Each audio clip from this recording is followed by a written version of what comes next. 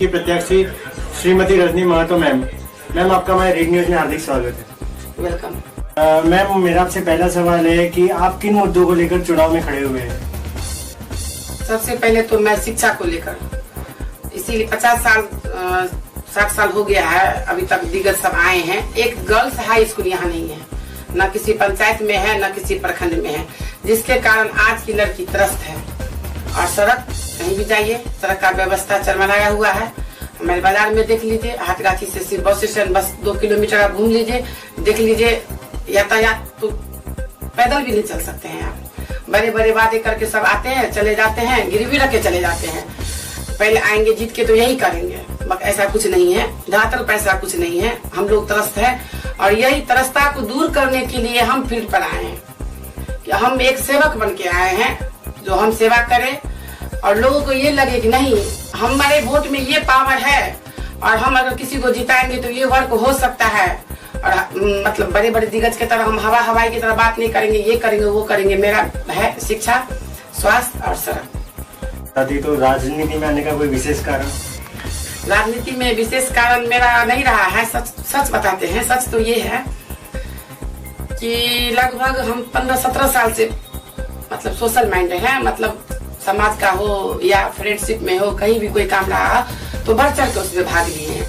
तो मेरा एक्टिविटी लोगों को इतना अच्छा लगा कि लोग हमें नेता बना दिया। हम नेता वाला काम ऐसा कभी सोच कर किए ही नहीं कि हमको नेता बनना है या नेता की तरह दिखना है या नेता बनना है। इसीलिए मतलब क्या कहें, सामाजिक से जुड़े रहे, लोग हम नेता बना दिया। और लोगों को भी मतलब अगला 5 वर्षीय में की जिला परिषद लड़िए आइए, रनर अप रहे हैं, हार के भी अच्छा काम किए हैं, लोगों को फील्ड में रहे हैं, ब्लॉक का हो कहीं भी कुछ काम रहा हो, सब दिन हम आगे बढ़ चढ़ कर भाग लिए हैं। तो मेरा राजनीति ये खास कर राजनीति करने के लिए नहीं है, सोशल माइंडेड है, समाज के लिए आए हैं, आगे भी समाज के लिए रहेंगे। एजेंडा मेरा सबसे पहले एजेंडा रहेगा मिथिलावादी पार्टी।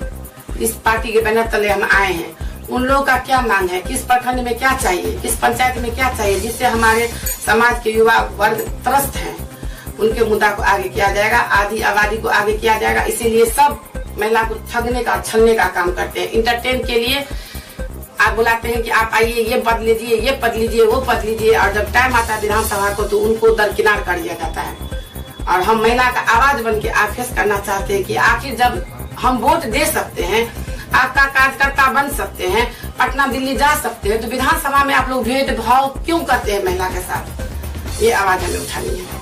मैम, मेरा आपसे सवाल है कि बिहार में हर साल बाढ़ की समस्या होती है, लोगों के खेत बर्बाद हो जाते हैं और बिहार सरकार उस पर कोई देख रेख नहीं करती है, कोई ध्यान नहीं देती है। तो अगर आप सत्ता में आती है तो आप बाढ़ की समस्या को किस तरह लेगी? बाढ़ का समस्या है, रोड का समस्या है। जैसे इससे पहले भी बात हुई थी कि बाढ़ आती है, सब आती है, सरकार कहीं न कहीं अनसक्सेस है, क्योंकि जो भी यहाँ मतलब चुन के आते हैं सो गिरवी रख के चले जाते हैं। अगर वो सजग रहते तो ये हमारे मतलब विधानसभा गोराबोराम का ये हाल नहीं होता। लेकिन यहाँ करना ही नहीं चाहते। अगर ईमानदारी पूर्वक, ईमानदारी से अगर 50% कर दे तो यहाँ के जनता गदगद हो जाएंगे। लेकिन ईमानदारी 50 तो क्या 5% भी करना ये लोग पसंद नहीं करते हैं।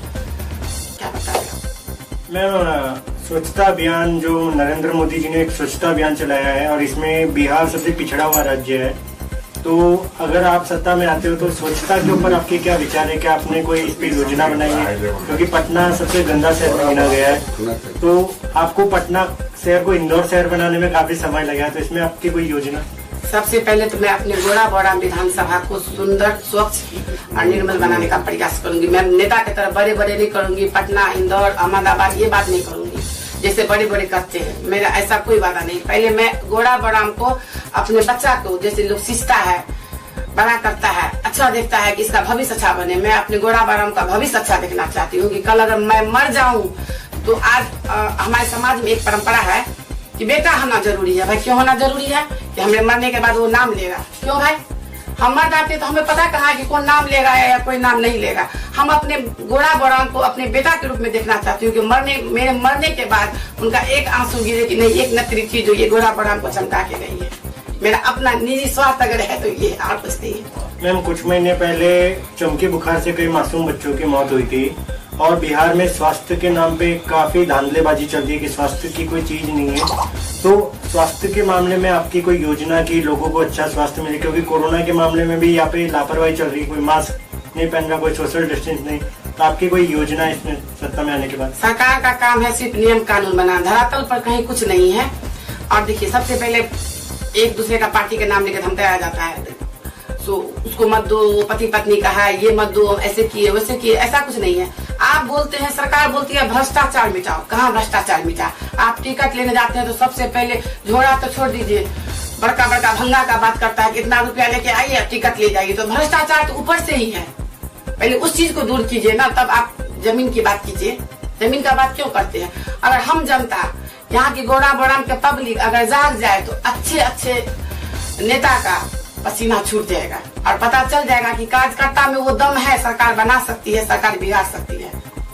मैम, मेरा अंतिम सवाल है कि सरकार कोई भी आती है, हर साल हर बार चुनाव होते हैं और सरकार ये क्वेश्चन करती है, लोगों को रोजगार देने के वादे करती है, युवाओं को, पर जनता को जो वादे करती है वो सिर्फ वादे रहते हैं, उसको निभाना सरकार को आता नहीं है।